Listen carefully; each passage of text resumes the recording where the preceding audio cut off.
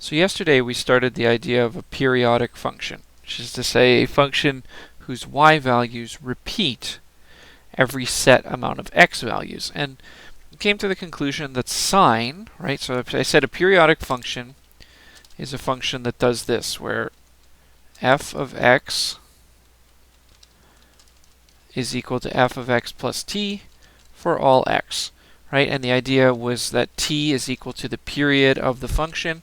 And so sine fits this because any sine, anything you do in sine, so like pick a random angle like 31 and do its sine, and then do the same sine of 31 plus 360, right? So 391, and you'll find that they're the same.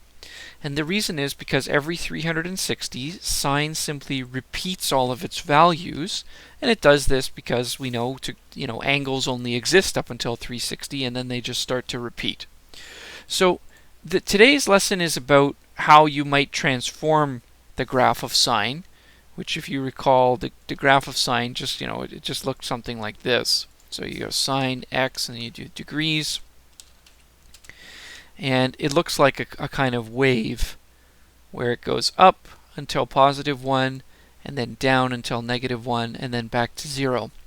And you can imagine transforming this is going to be a little bit different than other things you've done before because, well, for one thing, if you move it over 360, as we just said, it's as if you didn't move it at all, right? So like if we go f of x plus d, and then we, make d bigger numbers, right? If I move it over by 360, it's as if I didn't move it at all, because it's like I've just started it one cycle earlier or one cycle later. So transforming these can be a bit challenging, but all of the things that you already know will work. There are just a few little extra things to be wary of when you're transforming this type of shape, and that's kind of what we're going to cover today. So let's start with what happens when you alter the a value, the value at the front of the graph. Now, the first thing I want to say is that when you draw sine x,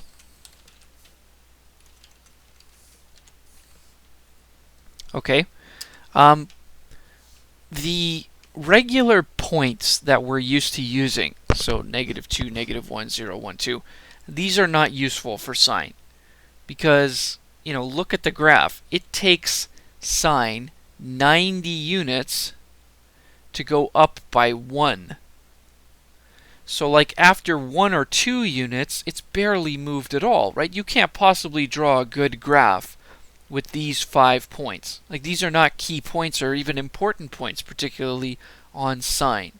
So the first thing I want you to do is to understand the parent function for sine is not going to have anything to do with -2, 0, -2, -1, 0, 1, 2. It's going to be these points, okay? 0, 90, 180, 270, and 360. Now, if you use those points, then the parent function becomes a nice, clean pattern. 0, 0, 91, 180, 0, 270, -1, and 360, 0. Now, if you were to plot these points, right, so 0, 0, 91, 180, 0, 270, -1, and 360, 0, you get kind of like this 5 key point model of sine. If you knew these 5 points, you could draw this, right? You could sort of bend it up here, have it sort of round out at that number, slope down to here, round out at this number, and then come back, right? So if you knew those 5 points, you could draw sine effectively, and those are the 5 points that we're going to use. Okay, so understand that when we talk about transforming sine, the parent function that you need to know is right here. Okay, x counts up by 90, and y goes through this pattern 0, 1, 0, -1, 0, and then it just keeps going, right? So after 360, it would be 1, and then 0, and then -1, and 0, and 1, and it just keeps doing this over and over again. Okay, so with that in mind, and the other thing I'm going to quickly do here is I'm just going to change the x-axis so that it counts by 30s, because counting by 30s is more useful with this graph, right? Because we want 90 to stand out, we want 180 to stand out, and so on. Now, if I adjust A, okay, so here I've adjusted A. I've made A equal to 3. What did it do? If you look down here at the y coordinates, so first of all, none of the x coordinates moved. The y coordinates all tripled. And of course, 0 triples to still be 0, but 1 triples to be 3, and -1 triples to be -3. In effect, this has increased the amplitude of the wave, because instead of the wave going from the middle line, which we called the axis, up to 1, it now goes up to 3. And instead of going down to -1, it now goes down to -3. So it has an amplitude of 3. Okay? So for here, the amplitude's 1, the period's 360, and there are no changes. If A is 3, the amplitude equals 3. The period is still 360. The mapping notation, all the y's get tripled, so they get multiplied by 3. This is a vertical stretch by a factor of 3. Okay? Now, quickly, if we make it -3, okay, the amplitude of this graph is not -3. It's just 3. Because amplitude is a distance, and the question is, how far away can you get from the middle line? And the answer here is still the same. It's 3 units. So the negative has caused the graph to reflect, right? What used to be a maximum or was above the x-axis is now a minimum below the x-axis, and so on. But the fact that it's negative doesn't actually make the amplitude negative. It does reflect it, but it doesn't make the amplitude negative. So let's just make a quick note here, which is that the absolute value of A is equal to the amplitude. And all I'm saying there is the A value, even if it's negative, the amplitude is still a positive. Okay? Now, if we make A 0.5, then I suspect the amplitude will be 0.5. I don't think the period will be changed, and all the y's will be multiplied by 0.5. We would predict this would be a vertical compression by a factor of 1/2. Okay, and let's just confirm that. If we make A positive 0.5, and we'll just stretch this back up a bit, you can see that instead of going up to 1 like the old graph did, it just goes up to 0.5. So, and all the y values are multiplied by 0.5, so a vertical compression works there. Oops. Okay, so I guess new page. All right, so if A is either bigger than 1 or less than -1, you have vertically stretched by by a factor of A. If A is in between -1 and 1, of course not 0, it's vertically compressed by a factor of A, because A will be a fraction.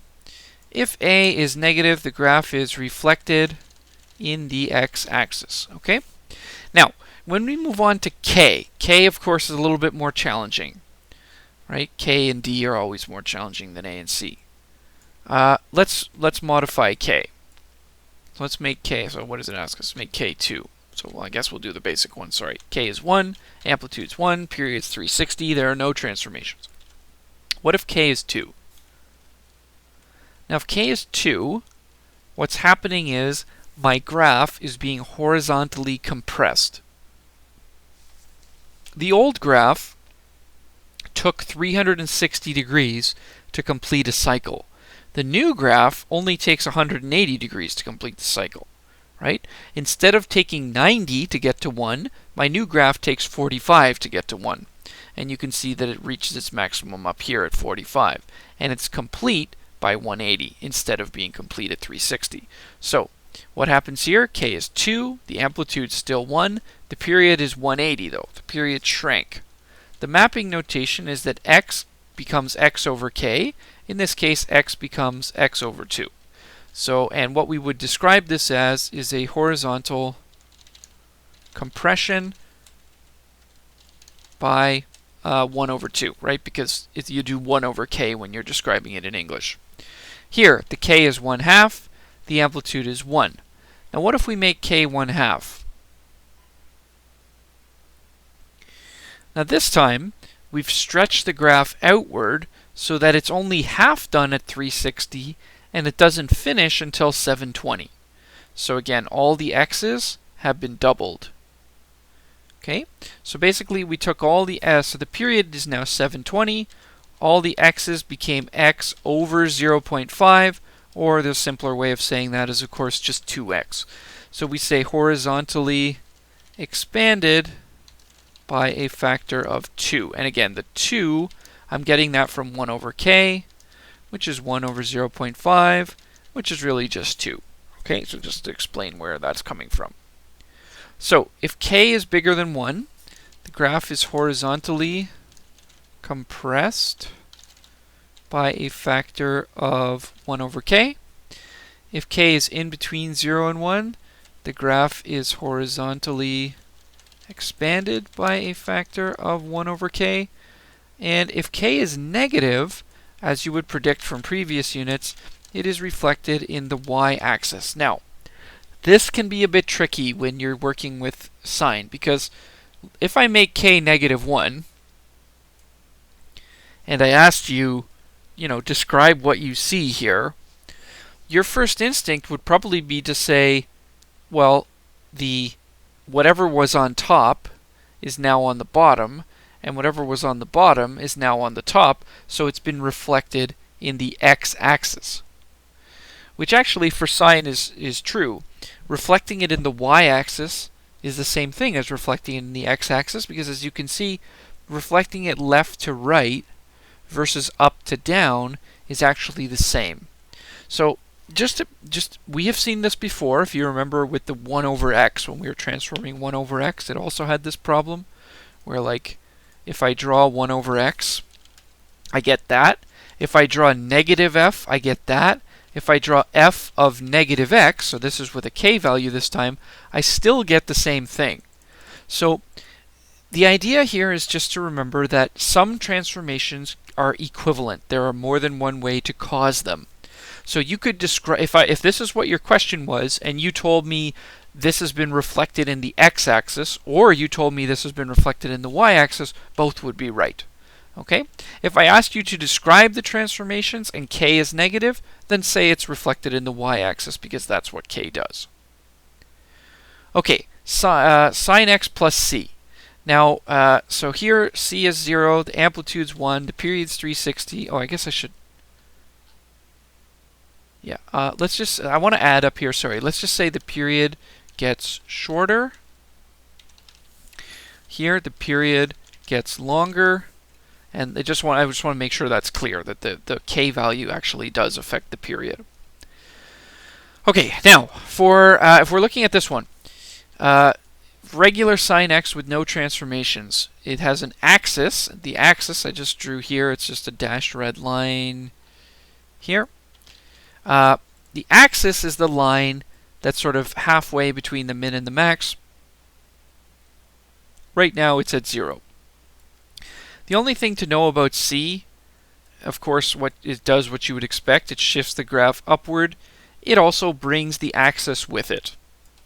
So here, for example, you can see this dotted red line is the axis, and it's equal to 3. Y equals 3. And that's because c is 3. If c is negative 2, then we go down here, and the axis is now at negative 2. And if you notice, all my y points are 2 points lower than they used to be.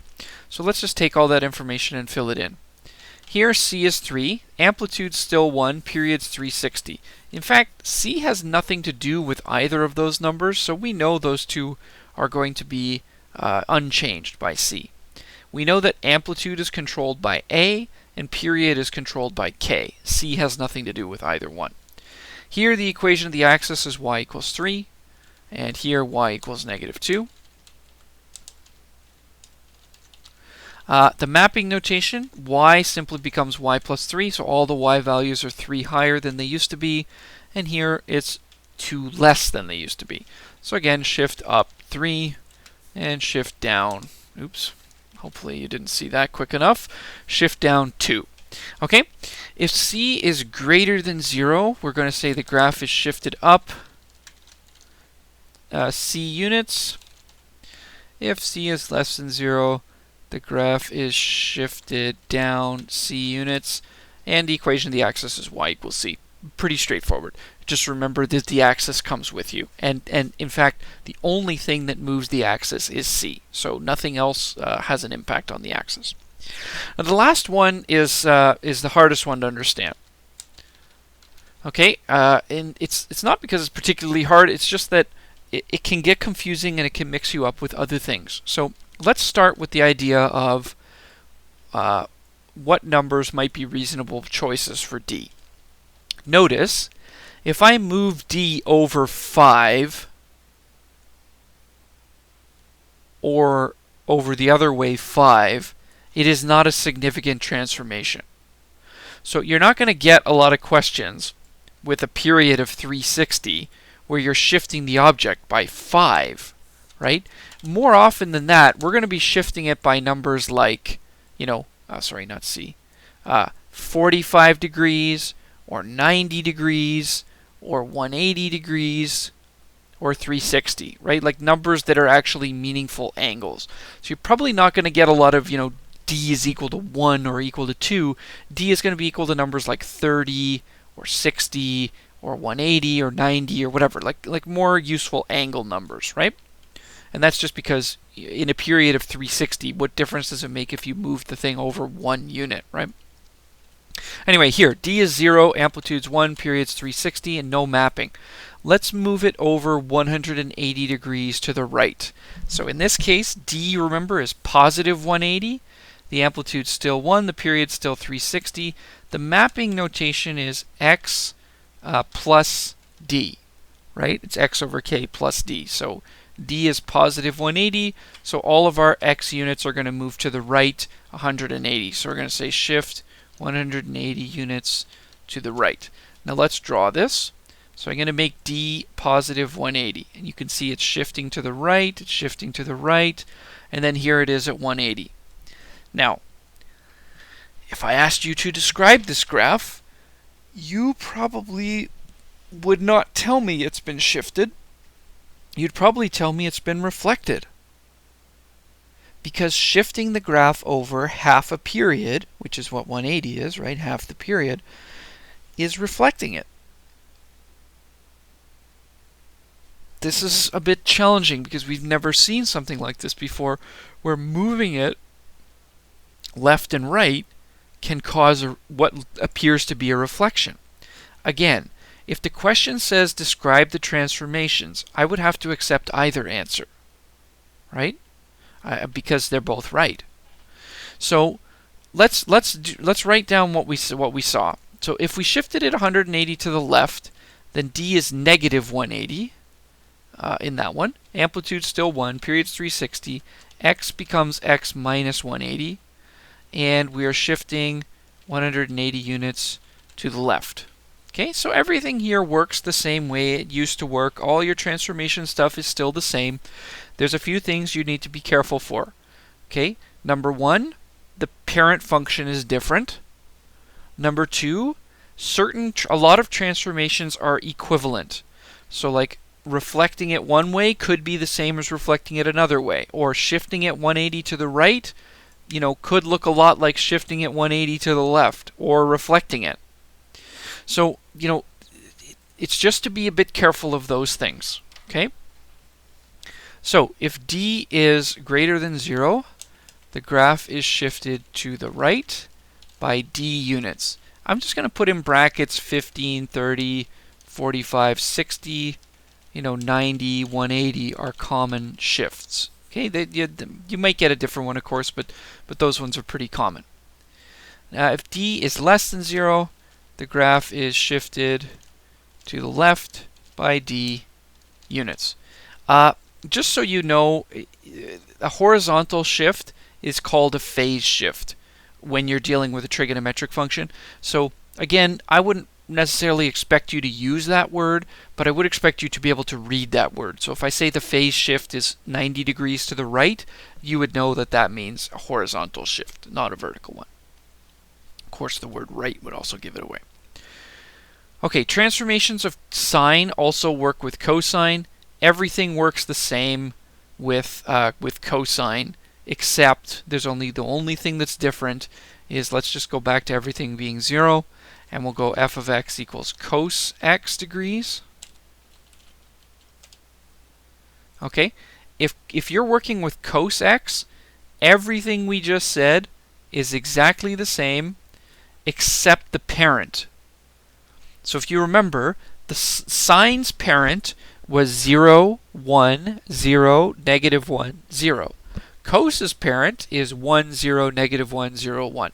So it's just because cos starts at a different spot. So everything else is the same. The shift, the stretch, the amplitude, the axis, the period, everything is the same. Only the parent function is different. Okay? So somewhere you should have this written down. Here are the 5 key points for sine and the 5 key points for cos. Okay? If you label them on these two graphs, you'll have this where you can use it if you need it. Okay? Let's try a couple questions here. So yeah, there's a bunch of this. Okay, there's still a bunch we need to do here. So let's get to this. So let's say we had to look at this one. Now once again, this question is written in an annoying format where they haven't found k for you. So what you should do here is take this out, right? So you see this 2 and the 180, you have to take the 2 out of that 180. So it should be x plus 90. Okay? So the amplitude here is 3 because it's not negative 3, right? Because amplitude's always positive. The period. Now, we didn't actually discuss how to get the period, but let's come up with a really important equation here. The period is equal to 360 divided by k. Okay? And alternatively, k is equal to 360 divided by the period. You can work both ways with this. So in our case here, the k is 2, so the period, which is a capital T, would be 180 in this equation. Okay, again, let's just quickly draw this one, and you can see what I mean. So the a was negative 3. Okay, the k was 2. Zoom this out a bit so it's not so... Oh, sorry, I gotta hide. Well, yeah, that's okay. All right, the d is negative 90 and the c is negative 4. So c is negative 4. And shoot, d is negative 90. Okay, so what you get, let's stretch it out a bit, is this graph down here. You can see it's been moved down by 4. It completes in 180 instead of completing in 360. Sorry, it's I forgot to change the parent function to back to. Is this a cos or sine? Yeah, this was sine.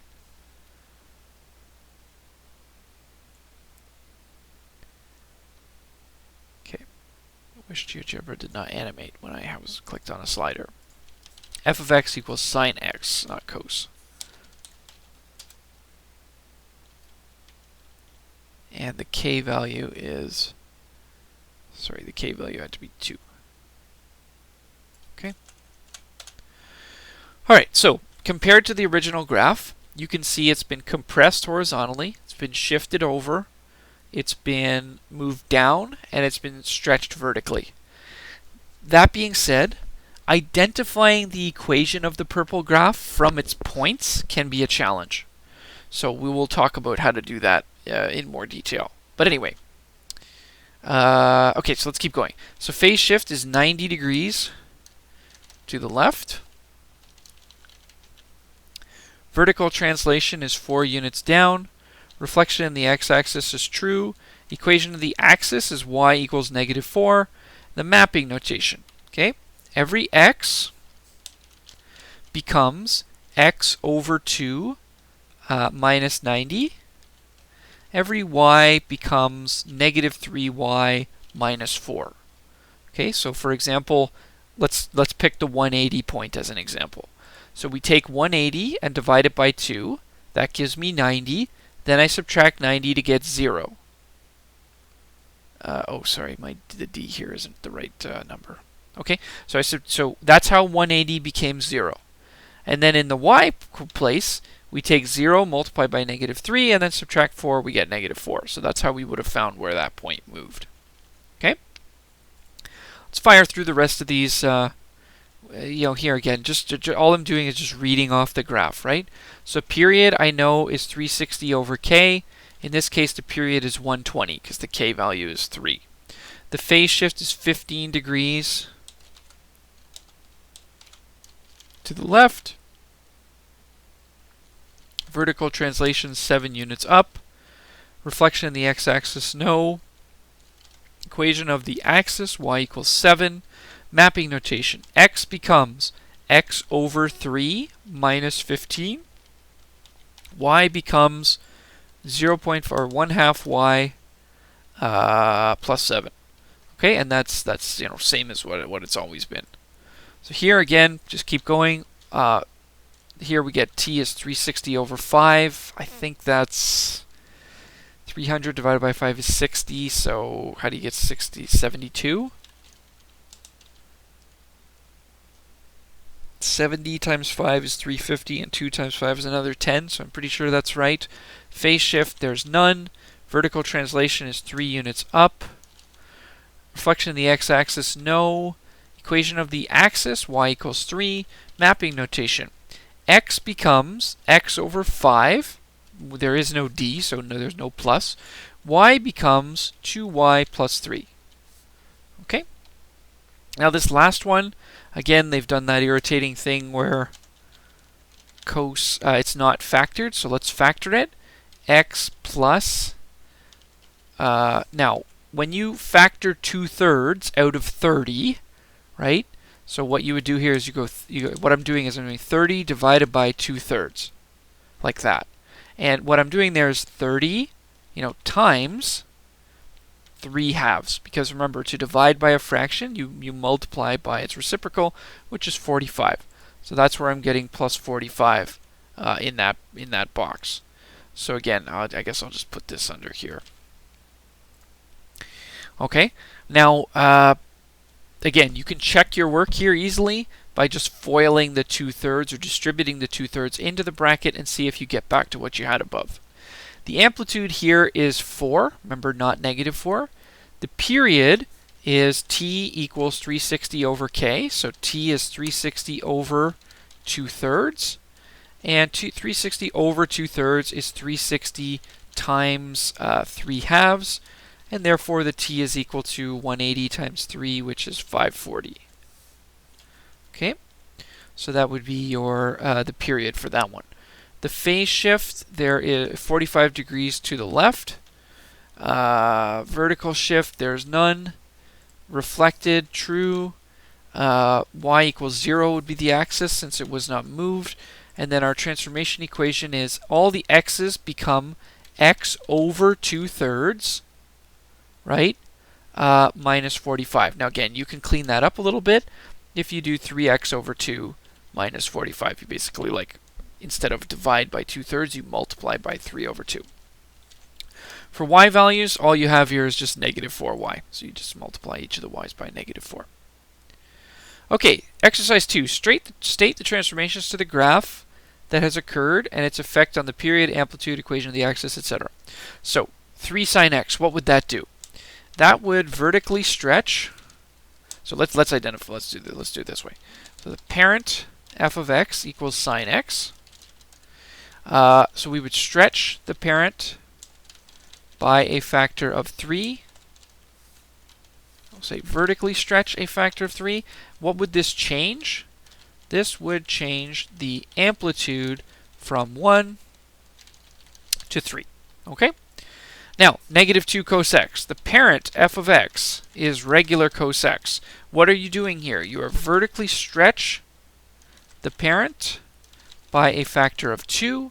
You would reflect the parent in the x-axis. And again, this would change the amplitude from 1 to 2, not -2. Okay? Here, okay, again, parent equals sine x. Let's say it would be horizontally compressed by a factor of 1/4.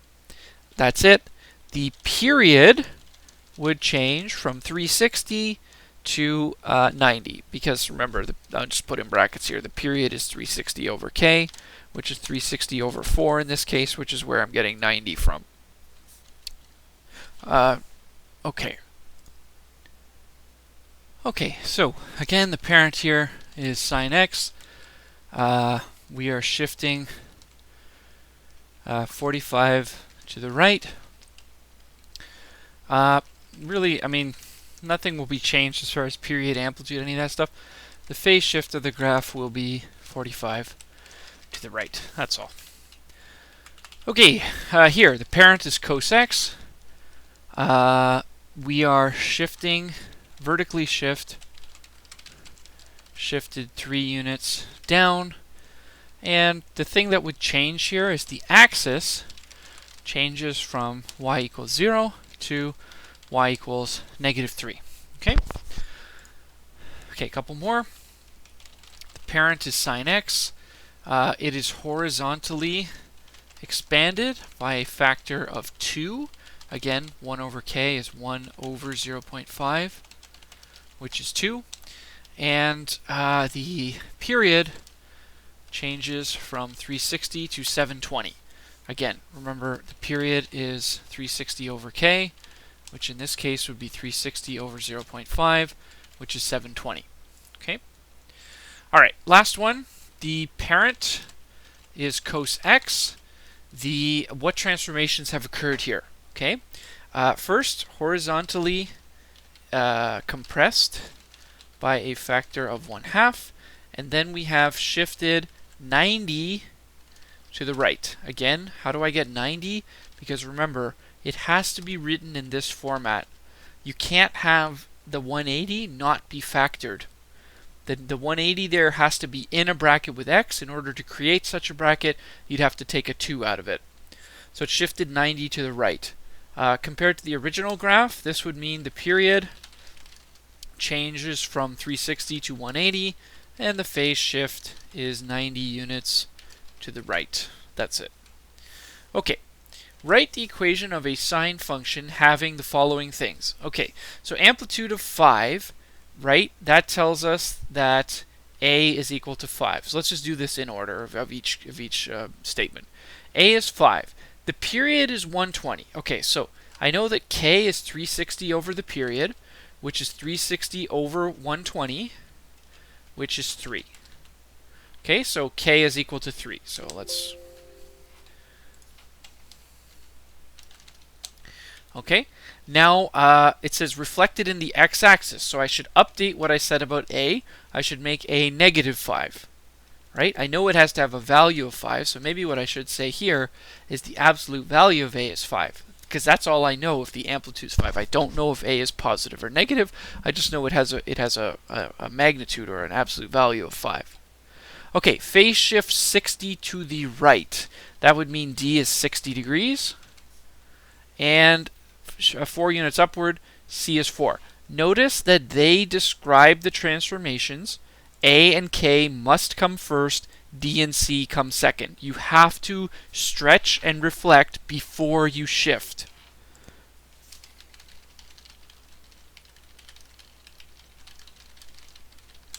Okay? So d and c should always be the last things you describe. Anyway, let's create the equation for this now. So it has to be a sine function. So we know the basic function is sine x. We know that a goes in front of it, and c goes at the end of it. We know k goes right, as soon as the bracket opens, we put the k, then we do a bracket, and we put the d after a subtraction sign. Right? So this, let's just review. This would have a reflection in the x-axis. It would have an amplitude of 5. It would have a period of 120. It would be shifted 60 units to the right and 4 units upward. So that would be our equation here. So g of x. Let's just call it g of x, I guess. Okay, there you go. Okay, another sine function has an amplitude of 0.5. So again, absolute value of a is 0.5. Period of 270. Okay, so t equals 270. And we know that k is 360 over t. So k, it would be equal to 360 over 270. Now you can reduce that if you divide them both by 90. You get 4 over 3. So that's what k is going to be for us. A vertical translation 5 units down means c is equal to negative 5. And since there is no reflection, so let's write it here. Actually, we'll just write it here. No reflection means keep the positive. Okay, so we'll just keep the positive. So what we're going to do here is we go 0.5 sine 4/3 x minus 5. Okay, and we don't need a d value, and we didn't need any negatives because there were no reflections to describe. All right, now that I don't think this is too hard. Of course, it's a lot of stuff to learn, but you know it always works the same way. In practice, you'll master this pretty quickly. What can be a lot trickier here is how to make the equation from a graph, because of course there are a million ways to do this. Okay, so let's do what they ask. So we're going to use sine and we're going to use cos. So what I suggest here is, why don't we, yeah, this is probably best to do it like this. Okay, so what I'm going to do is I'm going to draw what I think it is. So, oh my, I guess I didn't do that very well. Okay, so let's just, now what I'm going to do is I'm going to get rid of the original. Now this, I believe, is what we're looking at. Let's have the graphics count up by 15, I think. Oh, weird. They're counting by 22.5. Anyway, you can see by 45.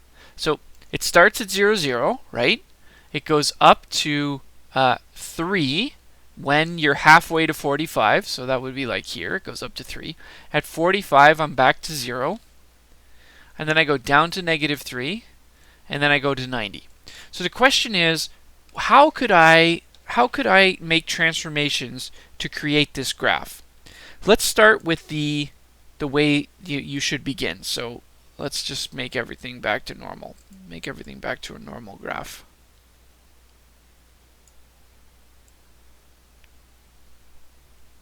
Okay.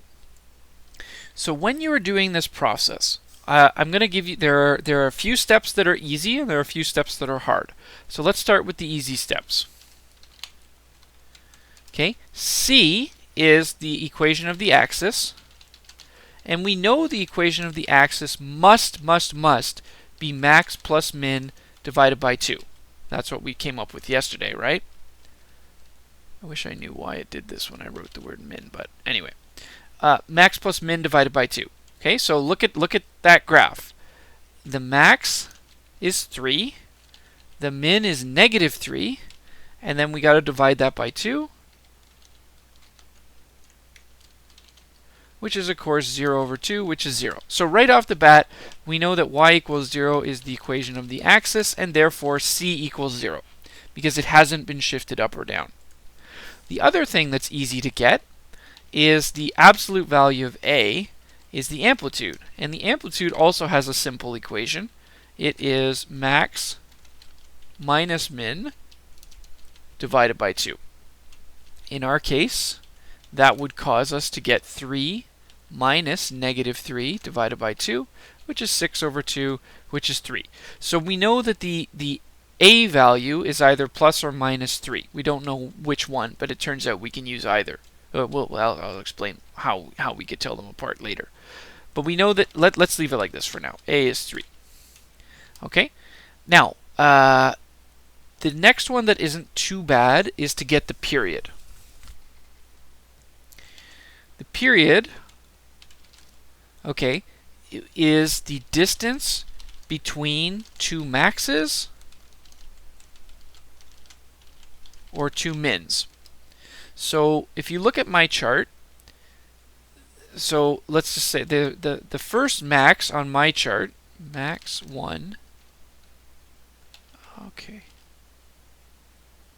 max, Okay. I guess I could just do that. It doesn't matter anyway. Max 1, okay, is located here at 22.5 and 3. Okay. Max 2, what the?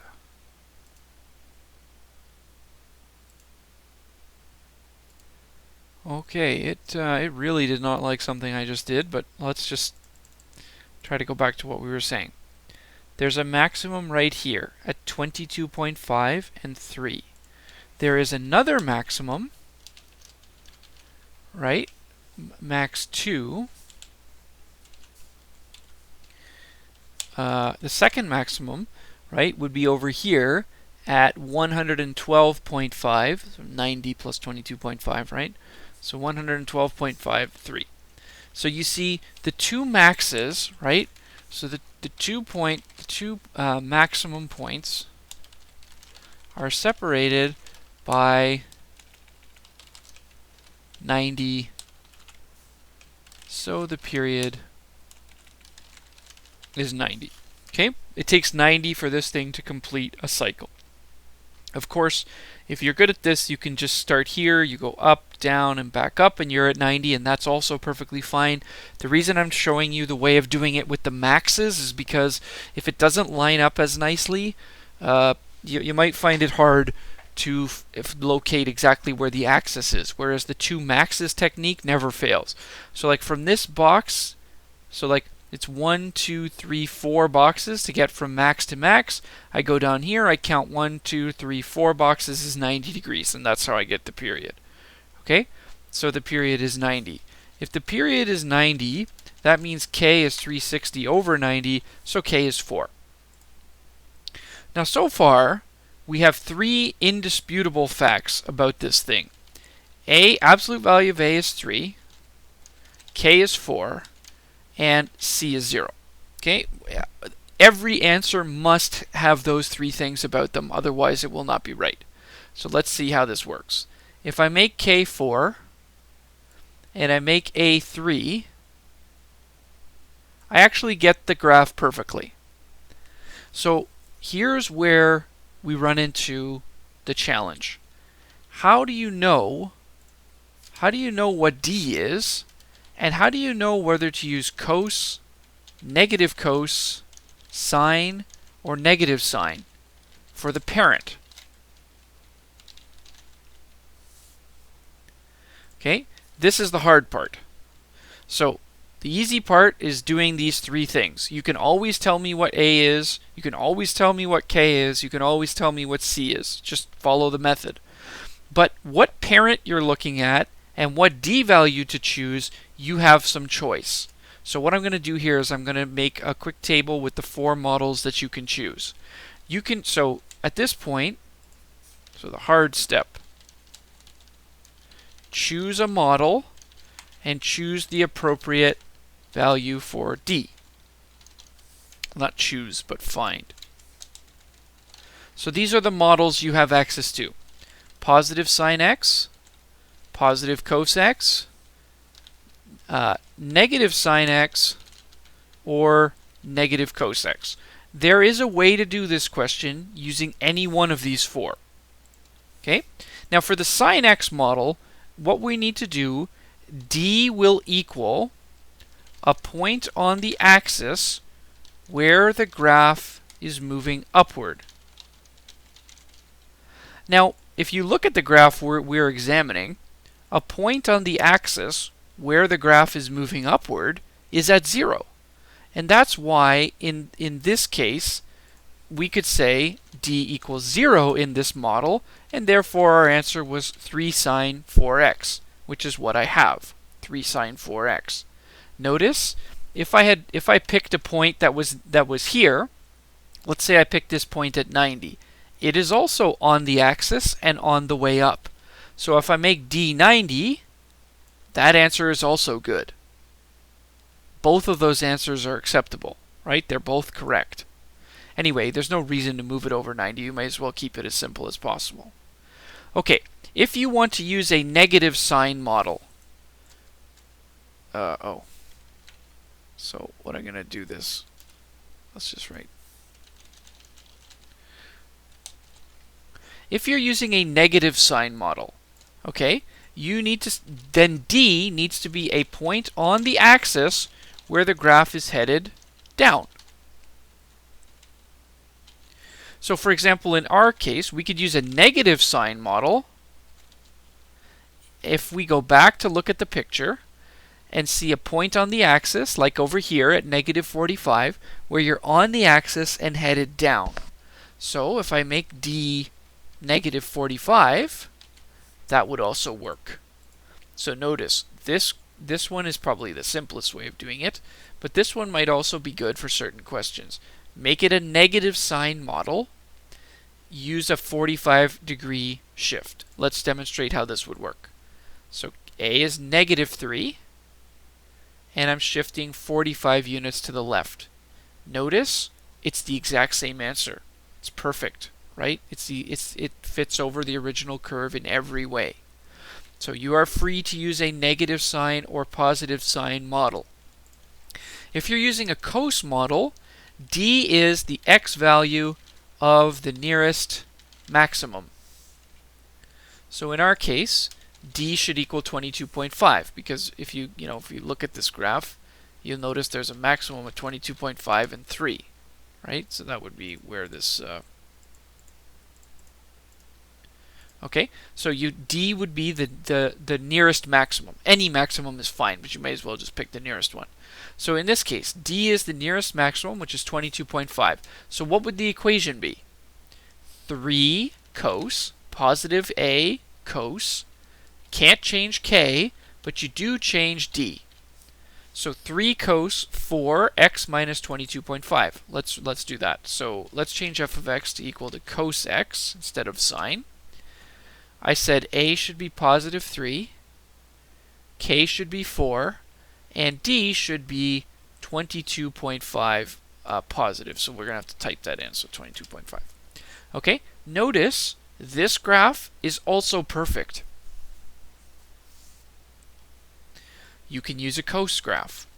The final model you can choose D would be the x value of the nearest minimum.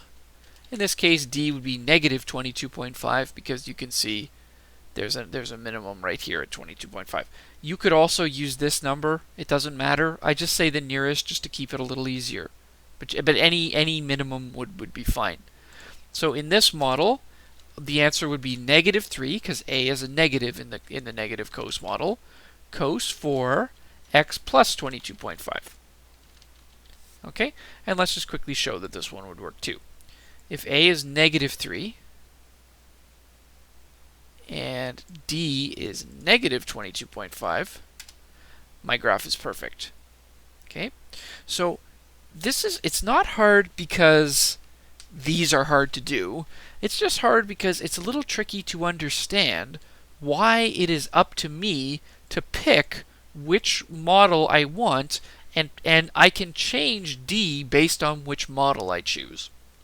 My advice to you is, if you're in doubt, choose a positive cos model, as it is always going to be the easiest one to do, where D is just the location of a maximum. Okay, and that's it. So if you're not sure, if you find this confusing, what I would suggest is look at the picture, find the nearest maximum, say you're using a cos model, and start at that point. So make D equal to that value. Let's see how this would work with the next equation. Okay, so looking at this next equation, I can see there is a maximum at 30 and 4, and then there is another maximum at it looks like it's a bit hard to see that, but this graph really isn't very well drawn because it doesn't quite go through 120 the way it should. But let's assume it does go through 120. And then the next one will be at 154. Okay, so the period is the distance between two maximums, which in this case is 120 degrees. If the period is 120, then the k value is 3, right? Since period divided by k has to equal 120. And so that's where I'm getting k is 3. The absolute value of A here is 4, because the max maximum minus minimum divided by 2 equals 4. Right? You'd have positive 4 take away negative 4, which is 8, and then divided by 2 is 0. And you can see pretty obviously that c is also 0 because there's the axis of this one is just on the it's just here. But you can do max plus min divided by 2 if you want as well. Now, this is indisputable. Every answer, if you go back up here, every answer had the same absolute value of a. They all had either a 3 or a negative 3. They all had k as 4, and they all had c as 0. That cannot change. So those three are the same for everybody. Okay, now from here, you could do a couple of different things. Let's just keep it simple for ourselves. Let's do a positive cos and a positive sine. So we'll just do 2 this time. Okay, so let's use a positive cos model and a positive sine model. In a positive cos model, the d value is the x coordinate of any maximum. I would say choose the closest, but whatever, you don't have to choose the closest. So, if we're using a positive cos model here, f of x would be the a value is a positive because we've chosen a positive cos model, so that's a 4. Then we have cos. The k must be 3 because we're not allowed to change it. And then d, and this is plus 0, so we don't really need that. D has to be the location of any maximum. So let's make d 30 because that's the location of a maximum. So x minus d becomes x minus 30, and that would be the equation of this graph. Okay, again, let's just demonstrate that. So 4 cos 3 x minus 30 degrees. Okay, so that's the graph that we were asked to draw. You can see it goes up, down at 60, and back by 120. Right? Now I'm saying that this graph should be the same as positive 4 for a, 3 for k, and 30 for d. And I'm just going to hide the graph from last question because we don't need it anymore. And I don't need that maximum anymore either. And you can see my graph is it works, right? Let's choose a positive sine model. D equals the x coordinate of a point on the axis where the graph is headed upward. So again, this is kind of easy because such a point is pretty obvious here. Would be, in this case, it's just d equals 0. Works on this equation. So our equation would simply be, we choose a positive sine model, so f of x is positive 4 times sine. You have to keep the 3 for k, but you don't need a d if you choose the sine model here. Just 4 sine 3x should cut it. Let's demonstrate. Okay, let's change f of x to sine x this time. So we'll use the parent sine x, and we'll get rid of the d, and you can see they work perfectly. So again, there are many ways to do this, many ways to get it right. Try to understand what I've said here about picking different models, but at the very minimum, this rule will always help you. If you're not sure what to do, always make your model positive cos and just let d be the location of any maximum, and then you'll always get this right. Okay? Okay, so quick summary of the transformations is there. This table is nice to review, and I'll release the assignment for this one. Please post any questions to the website.